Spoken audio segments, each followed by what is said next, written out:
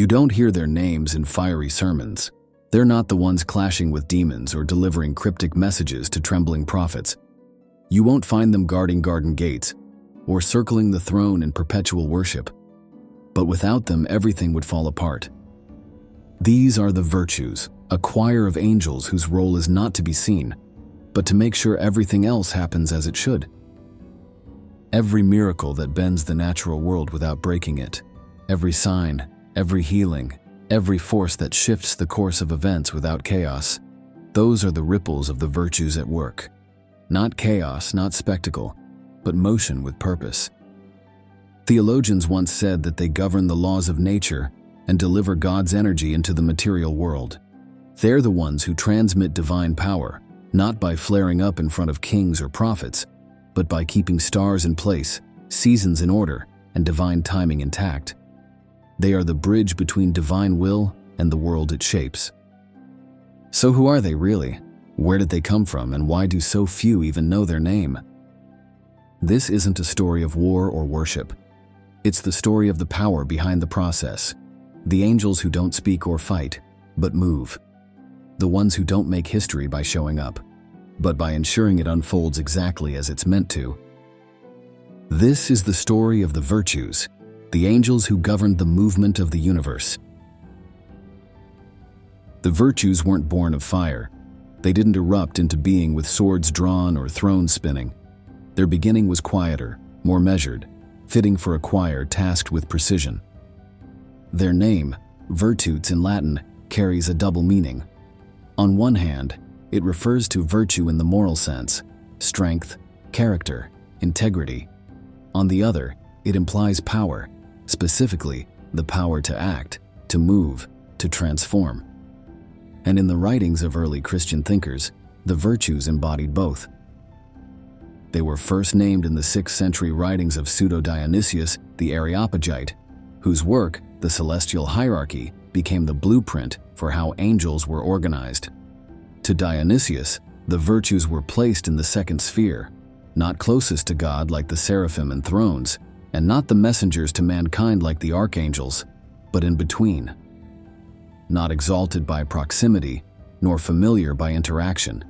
Instead, they were positioned as transmitters, bridging heaven's eternal will and creation's unfolding story.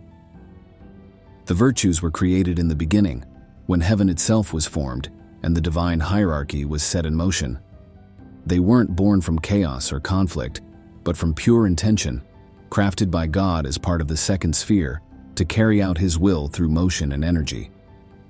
They've existed since the dawn of order, silent, constant, and utterly necessary. The second sphere, which also includes the dominions and powers, is often called the administrative tier. These aren't angels of intimacy or wrath. They're the architects, the conductors, the ones who make sure what is willed in heaven takes shape on earth.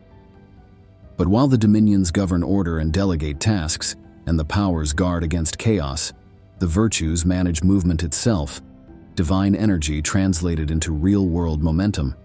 Not just miracles, but the kind of miracles that sustain reality. More on this later. They don't appear in the Bible as named characters, but their presence is felt behind every miracle that seems too structured, too timely, too precise to be random. They are energy made obedient, power made purposeful. Their origin is not loud or dramatic, but it is essential. Because without the virtues, divine will would stall somewhere in the clouds and never touch the ground.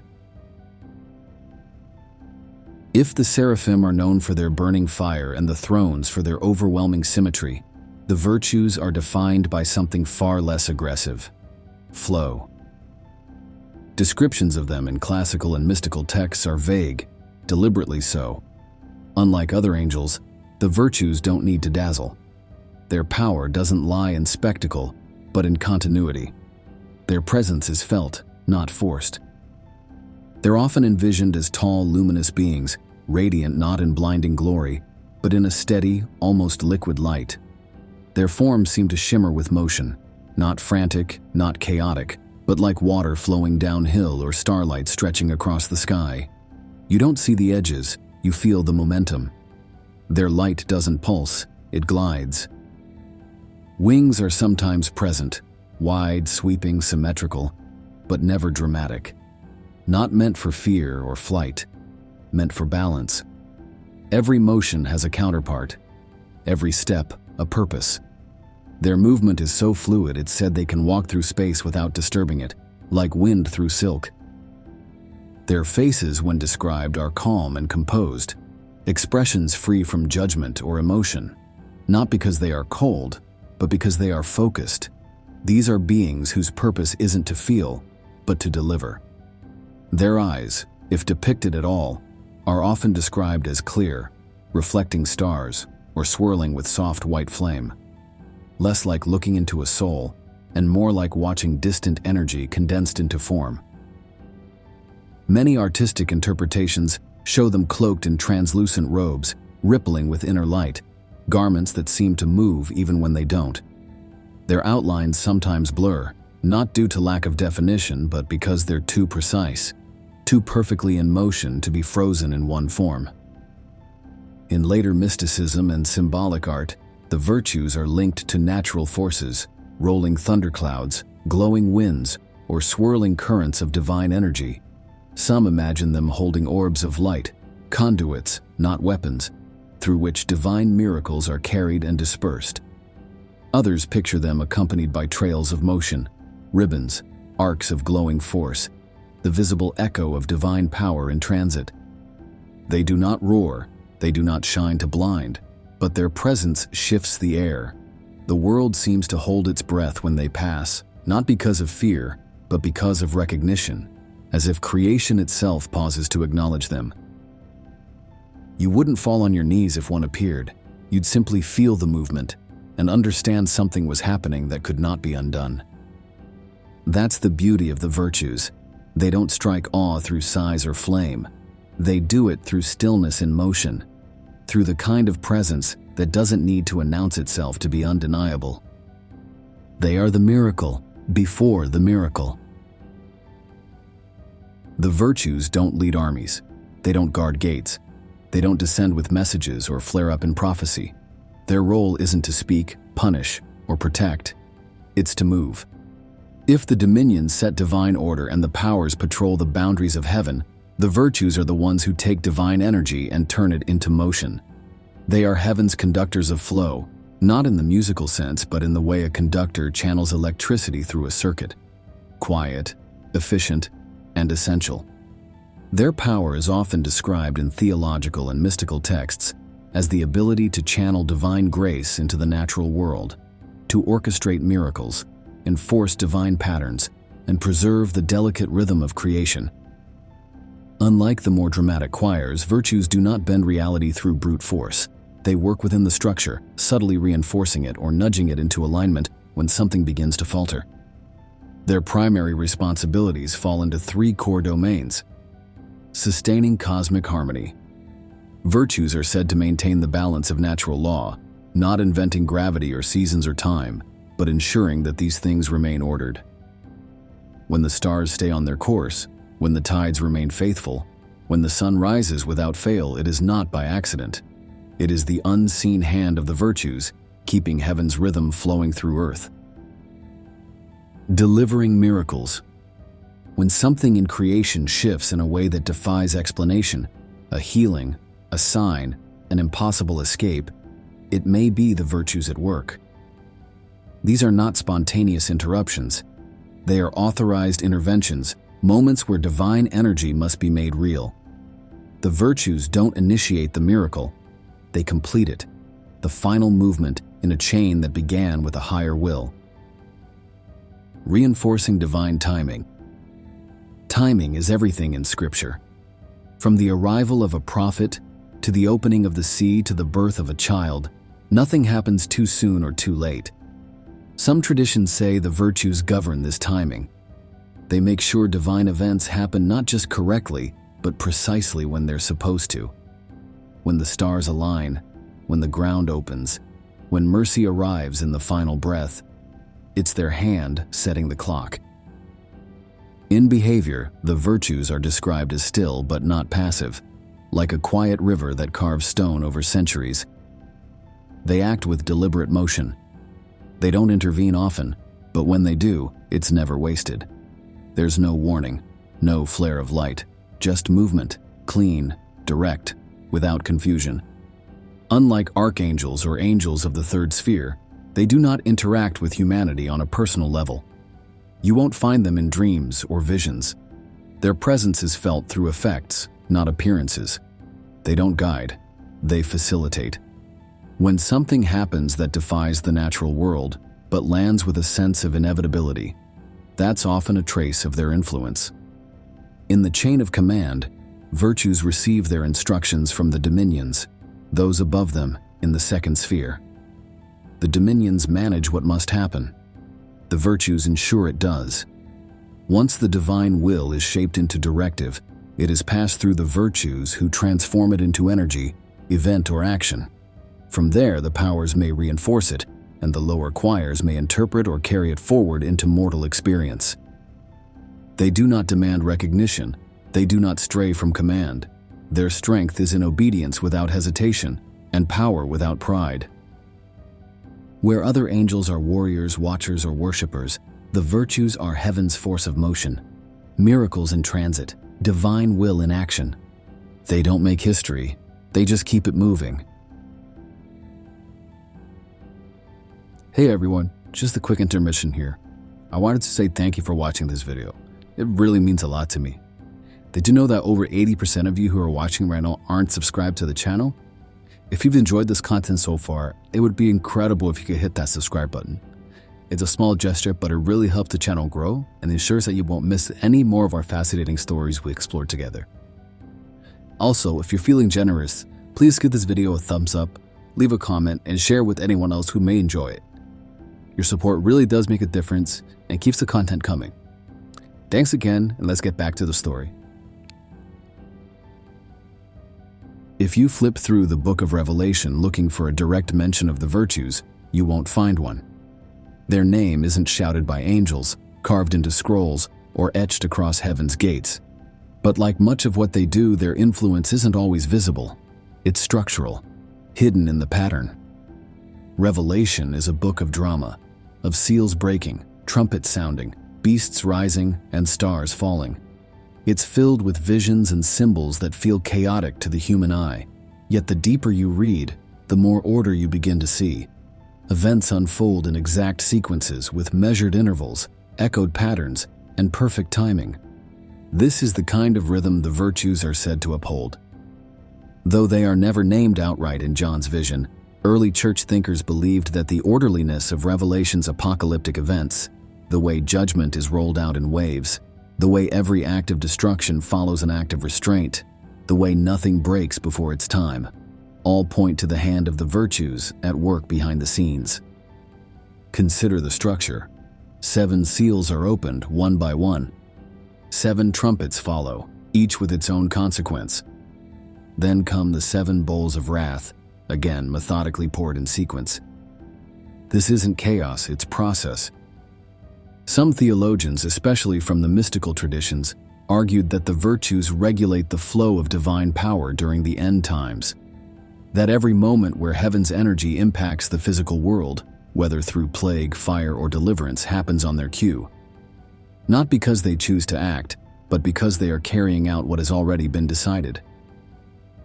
In this view, when an angel announces a judgment, or when natural forces spiral with divine intensity, the virtues are the invisible mechanism behind it, like an unseen conductor, ensuring that every note in the symphony of the apocalypse hits at just the right time.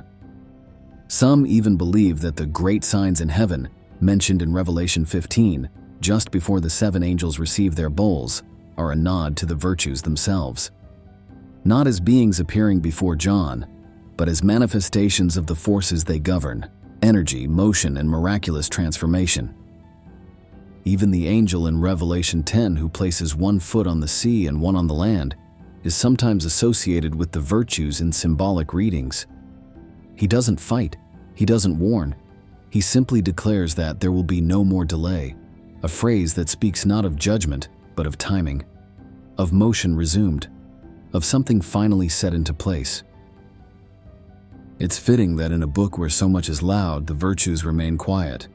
They don't ride horses, they don't carry swords, but they are there, in the space between judgment and mercy, between the trumpet and the echo, between the will and the world. They are what makes the end not an explosion, but rather a process. Not chaos, but closure. For all their distance from the human world, removed from dreams, untouched by vision quests, rarely named in prayer, the virtues may be the most quietly relevant angels of all. Not because they speak to us, but because they move through us. They don't appear in burning bushes. They don't descend with scrolls or strike down empires. But when something shifts in a way that feels like more than coincidence, when healing takes hold where there was only decline, when something broken begins to work again, not suddenly but surely, that's where the influence of the virtues is said to live. The early church fathers believed the virtues inspired resilience in humans, not the kind that lifts cars or wins wars, but the kind that helps someone wake up the day after their world falls apart. The kind that keeps a rhythm when everything around you breaks. The quiet power to keep moving, not blindly, but faithfully. In this way, the virtues are not angels we see. They are the push forward when we can't find our own strength, the reason hope doesn't run out all at once, the structure that helps our chaos become motion. Their presence doesn't dazzle, it steadies. Some theological writings even attribute scientific discovery, innovation, and human adaptability to their influence, not as a magical force, but as a divine encouragement of progress.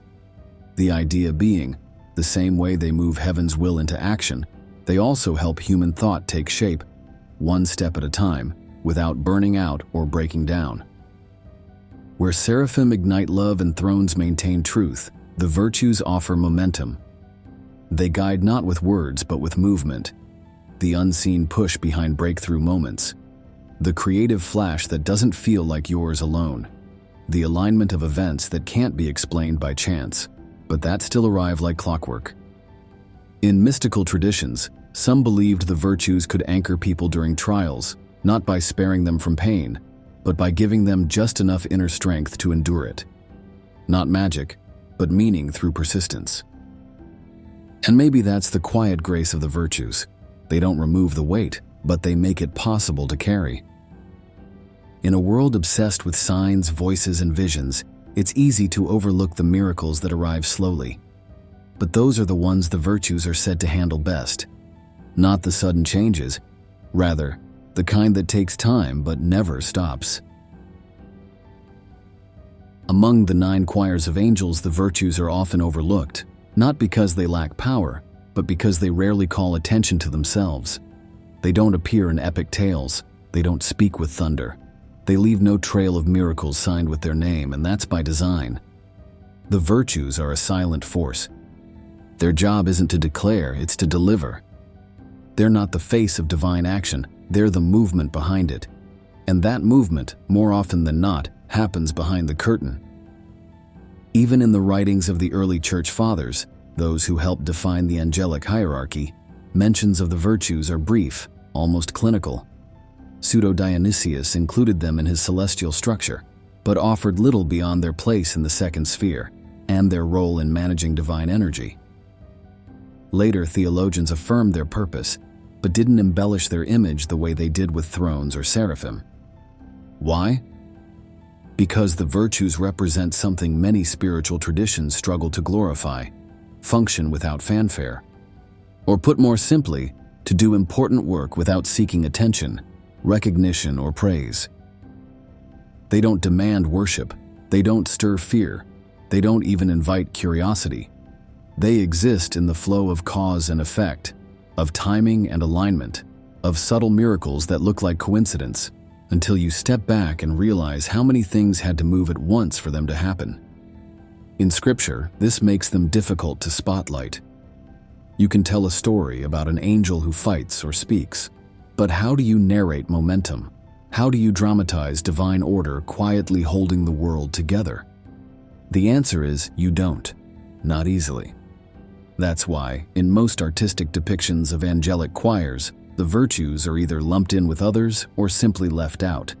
Not because they aren't real, but because they don't announce themselves.